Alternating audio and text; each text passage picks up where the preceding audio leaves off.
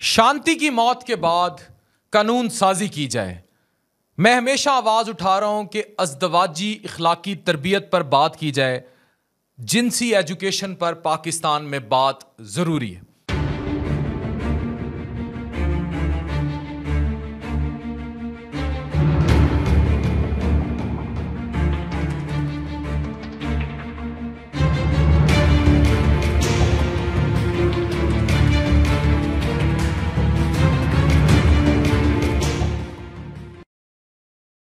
शांति 19-20 साल की लड़की एक ऐसे हैवान के हाथ चढ़ गई कि जिसने गैर फितरी तौर पर उससे इतनी बुरी तरह जिनसी ताल्लुक कायम करने की कोशिश की कि जिसमें रॉड्स तक का इस्तेमाल था। उसको चीर दिया गया पीछे से और उसकी ब्लीडिंग रुकी नहीं और वो सेप्सिस में चली गई। ये वीडियो एक इंतहाई तफसीली मेडिकल तहकीकी वीडियो है, इसको एंड तक देखिएगा। हमें मुआशरे की इखलाकी तरबियत करनी होगी, अज़दवाजी इखलाकी तरबियत। ये बच्ची जान से गई क्यों? क्योंकि इसका शौहर भेड़िया था, उसकी तरबियत नहीं हुई थी। हम कहां जा रहे हैं? शादी के बाद अपने ही शौहर के हाथों जुल्म और बर्बरियत का शिकार होने वाली कराची की मासूम शांति की कहानी इंसानियत को शर्मा गई। हमारे यहाँ अक्सर सवाल करते हैं लोग, शादी में भी ज्यादती हो सकती है? यानी मियाँ भी औरत के साथ अज़दवाजी ज्यादती कर सकता है, जिसको लोग मैरिटल ज्यादती कहते हैं। जी, ये जो शांति के साथ हुआ और इससे भी ज्यादा बहुत कुछ। रिपोर्ट्स के मुताबिक ना सिर्फ जिस्मानी तशद्दुद किया गया बल्कि हद दर्जा जिनसी दरिंदगी में लोहे की सलाखों तक का इस्तेमाल किया गया।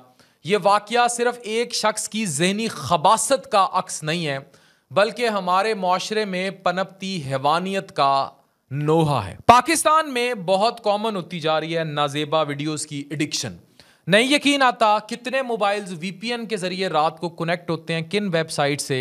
ये टिकटॉक लाइव कल्चर, ये नाच गाना, ये गंद, ये नंग धड़ंग, जिस पर मैं बहुत आवाज उठाता आ रहा हूं। मुझे नफरत जुर्म से है, मुजरिम से नहीं। कई टिकटॉकर्स मुझे बड़े इवेंट्स पर आकर मिलते हैं, मैं मिलता हूं उनसे और मैं तंबीह भी करता हूं कि रुक जाओ, बाज आ जाओ, लेकिन उसकी अखीर क्या है? शांति पर गया जुल्म।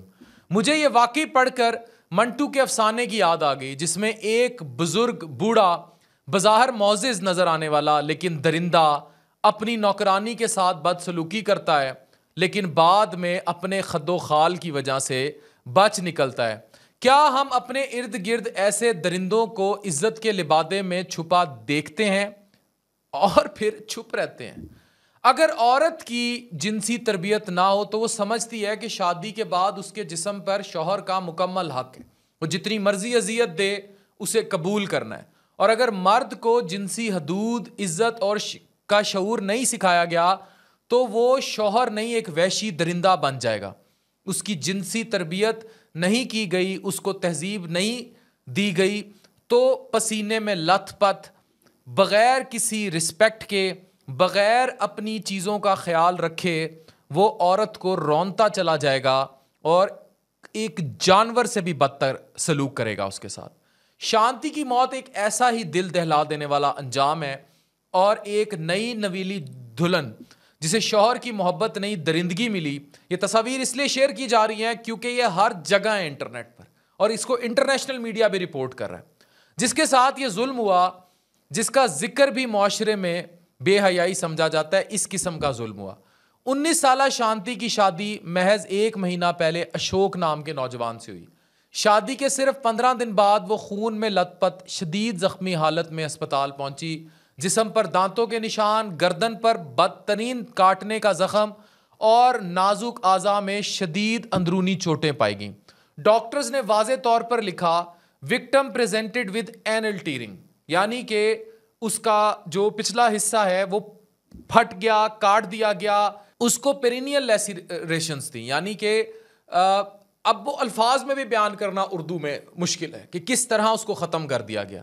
रेक्टल ब्लीडिंग थी, पीछे से खून ना रुक रहा था और सेप्सिस में चली गई, यानी कि उसके अंदर इन्फेक्शन सरायत कर गया था। All consistent with prolonged unnatural and violent assault और जिनसी असॉल्ट। Right, this is the report by the doctor. शर्म आई है, अगर जिसको ये इंग्लिश के अल्फाज उर्दू में समझ आ जाए उसे शर्म आनी चाहिए। 1 माह तक वो आईसीयू में बेहोशी की हालत में रही।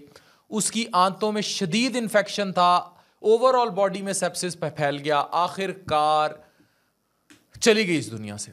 ये सिर्फ अशोक का जुर्म नहीं था, ये पूरे मुआशरे की नाकामी है, क्योंकि ना शांति को बताया गया कि शादी में रजामंदी ज़रूरी होती है अगर मर्द इस हद तक हैवानियत पे आ जाए, ना अशोक को सिखाया गया कि आपकी मोहब्बत तशद्दुद नहीं है और जिनसी भेड़िया, ना इस मुल्क के कानून में उसे बताया गया कि बीवी को ज़बरदस्ती इस्तेमाल नहीं किया जा सकता।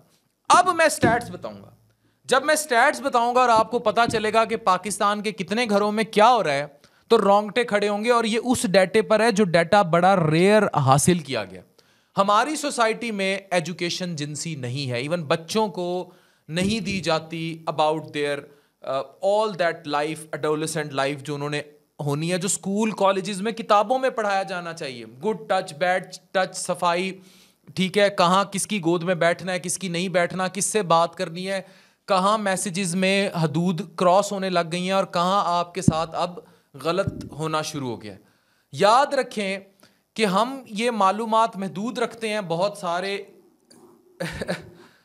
मसाइल की वजह से, लेकिन ये याद रखें हम माशरे को बददियानती, ये भी बददियानती है, ये एजुकेशनल बददियानती है अगर हम बच्चों को ये सब नहीं पढ़ा रहे। अब मुझे जाहिर है वो चीज़ें कट शॉर्ट करनी पड़ रही हैं फेसबुक के एल्गोरिदम्स और बहुत सारी चीज़ों की वजह से, लेकिन अगर ये एजुकेशन ना दी गई, जिनसी एजुकेशन ना दी गई, तो वो जिनसी एजुकेशन सिखाती है कि जिस्म की फितरत क्या है, तब्दीलियाँ क्या है, मर्द और औरत का जिस्मानी, जज्बाती, रूहानी ताल्लुक़ क्या है, रजामंदी का मतलब क्या है, सफाई कैसे रखनी है, और ये जो आप फिल्में शिल्में देखते हैं इनमें कितनी हद तक हकीकत लेनी है और कितनी हद तक ये ओवर है।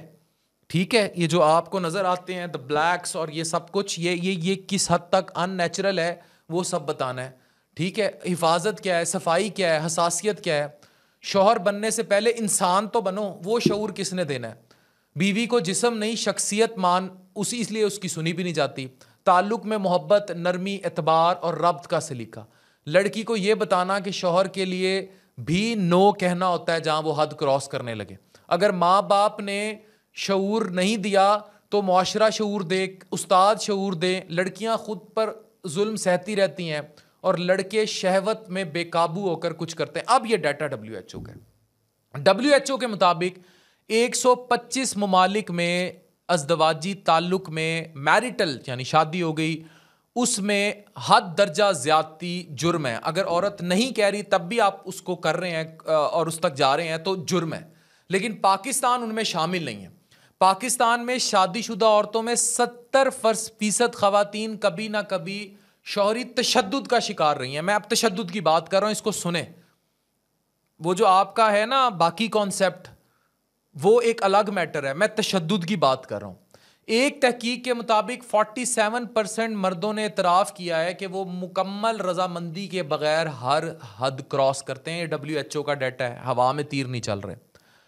65% नौजवानों की जिनसी मालूमात सिर्फ वही हैं जो उन्होंने फिल्मों में देख ली या जो कुछ वो देखते रहे, वो अपने आप को जॉनी सिंह समझते रहे।